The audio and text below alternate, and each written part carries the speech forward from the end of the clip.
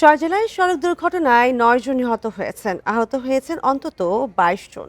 এর মধ্যে কুষ্টিয়ার ভেড়ামারায় কাভার্ড ভ্যানের চাপায় মোটরসাইকেল আরোহী ২ পুলিশ সদস্য নিহত হয়েছেন।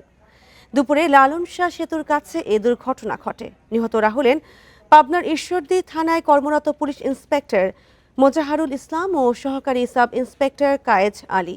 এদিকে সাতক্ষীরার ভৈরবনগরের ট্রলি মহেন্দ্রার সংঘর্ষে মা ছেলে নিহত হয়েছেন। অন্যদিকে সিরাজগঞ্জের চলঙ্গায় অজ্ঞাত গাড়ির ধাক্কায় মোটরসাইকেল আরোহী স্বামী নিহত হয়েছেন। এ সময় গুরুতর আহত হয়েছেন তার স্ত্রী। এছাড়া সিলেট তামাবিল মহাসড়কে সিএনজি অটোরিকশা ও মাইক্রোবাসের সংঘর্ষে এক আনসার সদস্য নিহত হয়েছেন। নিহত মোহাম্মদ মোস্তফা সিলেট গ্যাস ফিল্ডের ৭ নম্বর কূপে কর্মরত ছিলেন। এছাড়া জৈন্তাপুরে বাস ও পিকআপ ভ্যানের মুখোমুখি সংঘর্ষে একজন নিহত ও ১০ জন আহত হয়েছেন। এছাড়া হবিগঞ্জের বানিয়াচং ও পদ্মা সেতুতে আলাদা দুর্ঘটনায় প্রাণ গেছে আরও ২ জনের।